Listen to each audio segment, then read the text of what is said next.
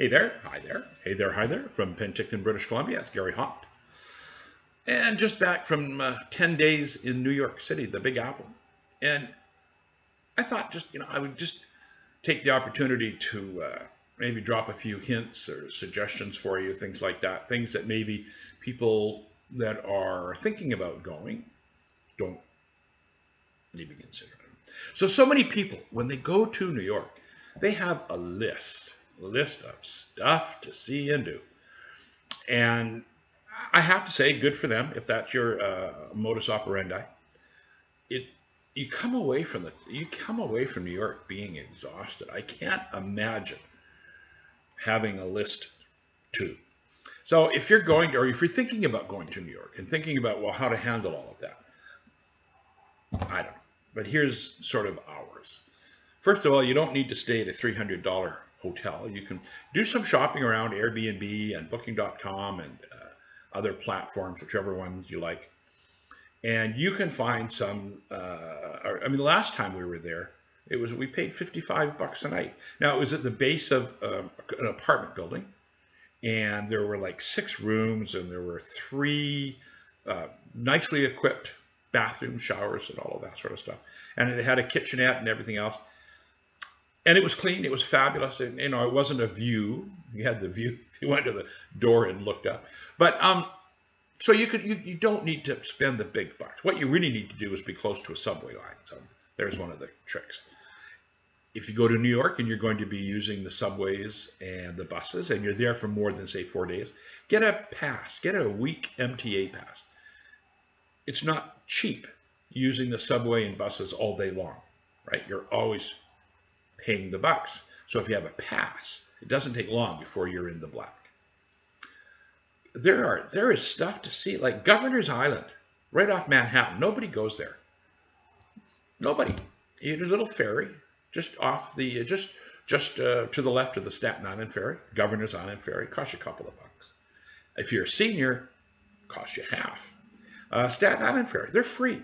You can go, you beautiful ferry ride. Never mind taking the boat to, well, if you want to go see the Statue of Liberty, of course you're going to take the private ferries and stuff. But if you can't do that for whatever reason, do a couple of trips on the Staten Island boat, and you see so much stuff. It's cool. It's great. And you're being herded, right? New York, you're being herded. There's frickin' people there. So you have to let that happen. If you're on a ferry or a subway, you can just wait until everybody gets off and then you can get on. Or you could just, and sometimes you just have to be there and push away. The subways, oh my God, they can be terrifying just because it's so noisy when you get down below where the stations are. And it can be overwhelming. And it can be hot. It was like we had 80 to 85, 90 degree temperature plus high humidity. You get down into the subway tunnels, fuck me, hot and sweaty. You can't change that, so you have to not let it overwhelm you. And but when you get yourself, if you were going, you get a subway app off the MTA site, and you get a bus service app, and you want the ones that you can work offline, right? So when you're downstairs and you're not getting internet service, you open up your map and you can see the train that you're looking at. It's either got a letter or a number, and you're going to get messed up, right? So you can't get all frantic about it. You figure out how to get back to where you came from, or the alternative to getting to where you want to go. It's really difficult for me anyway, asking for directions, because what comes out of people's mouths in New York doesn't sound like English to me. There's the slang, the accents, and I mean, you go up to the MTA kiosk in a subway and there's an employee there and you're asking, and I just give up. So anyway, the MT app for the subways and the buses is really handy because you can just sit down and look at stuff and try to figure out where you're going. And if nothing else, you get on a subway and go for a ride and then come up and see where you're at and how to get to where you want to go. Cool things to do. Washington Square, Union Square. Oh, Washington Square is right at New York University, NYU. And so there's stuff going on all the time. Like people are selling you stuff, but there's just stuff. It's really a cool spot for people watching. It's just cool. And the same with Union Square. They have a farmer's market, which sounds kind of incongruous to me, but nonetheless. And you can just hang around, see shit. It's great fun.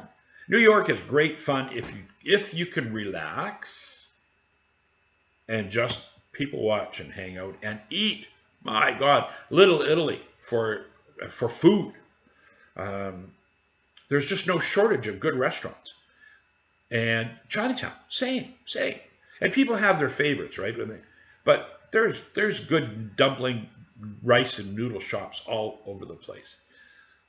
We hopped the subway line, and I'm thinking it was the R, but I could be incorrect. And I could have gone and checked that this morning before I did this, and I didn't. So, but hey, if you get a chance, just ride a subway to the end of the line and then offload and you would come back again. You do really want to ask, because there's some places that may be not healthy for it. But anyway, so we rode the line up to Astoria / Ditmars, and it's the end of the line.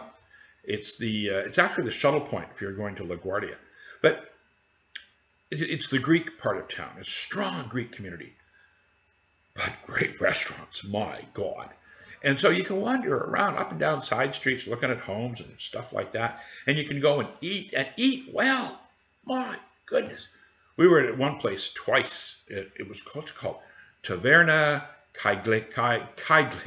Kyclades.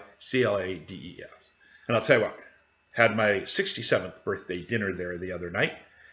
There were 3 of us. I can't believe how much we ate and had to take home with us for $95.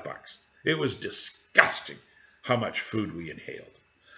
But that's only what, there's restaurants all over the place. Do be careful, because we were in a tapas bar, Spanish tapas bar, and the bill for a little bit of cheese, a little bit of meat, and a 1 martini and a glass of wine was over $100. So make sure you look at the menu before you order. If you don't like what you see, it's perfectly okay to say thank you, but no thank you. They get that all the time. Yes, New Yorkers are pushy and they're rude and gruff. And you know what? They don't mean to be. It's not. It's just because of where they live. There's just so many people push and shove. So kill them with kindness, right? Be nice, say thank you. Doesn't matter what they say back. And have smiles on your face. Be relaxed. Oh, day drinking. If you are an imbiber, right? Like if you like a sip now and then, people in New York are not shy about day drinking. And so you could get a little, like a juice bottle, and get 2 of them actually, or whatever. And you mix up some gin or some vodka, you put that in your sack, and you just have a sip through the course of the day, on the bus, on the subway, walking around, nobody. And if you actually look around, it's amazing how many people are having sips out of something. And it's my belief now, having experienced it and talking to some people, oh yeah, what do we do? And not to get faced, right? It's not about getting drunk. It's just, and I'm not going to walk around Penticton with a bottle of vodka and orange juice, but it was just plain out fun. Subways run all night long. Staten Island Ferry runs all night long. There is stuff to do just to go and do. We went to the Whitney Art Museum one night. Friday nights are free, well, no, by donation. But instead of 20 or 25 bucks, it's $5. And so the Whitney, that's cool. There's lots of great museums. Museum of Natural History. You know what? I'm an uneducated slob. So I don't do well in art galleries and museums because I can hardly tie my shoes. So I don't understand and I don't appreciate the art. And so that's me. I sort of apologize for it because I should have a stronger liking or appreciation. And I just don't, and I don't get it. But I'd rather go have a burger and a beer. And oh God, there's burgers and beers everywhere. So if you go to New York, or if you're thinking about going, and if you want to kick back and just have a good time, I encourage you to go. But you want to be like calm, not get excited about stuff. look what you're doing, watch what they do, like when they're crossing street. Christ, they cross streets everywhere and anywhere. But don't jump out in front of a moving vehicle, because it'll take you out.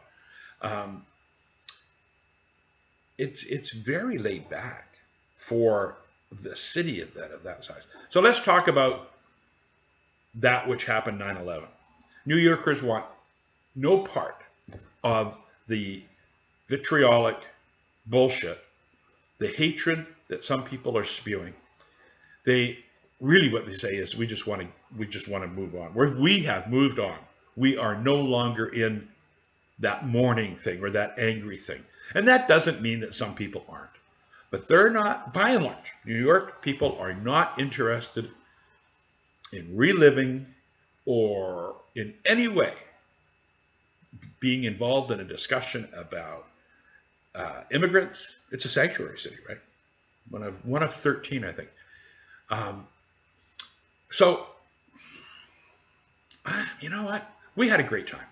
And I got nothing bad to say about New York. And it probably wouldn't take me long to figure out something to say about it. But if you're going, if you want to email me, you know, or whatever, drop a comment. If you have any questions, don't hesitate. I'm retired. I got nothing better to do. Which isn't true. I have a house to clean and a yard to mow and shit. Anyway, I hope you have a great day. I hope that if you're ever considering going to New York, you will do so. Try to get more than 2 days, right? Because it's just takes you 3 or 4 days to get your feet under you. And you want to just take it easy. Have day drinks. That's the answer right there. Day drinks on the street of New York City. It doesn't get any better than that.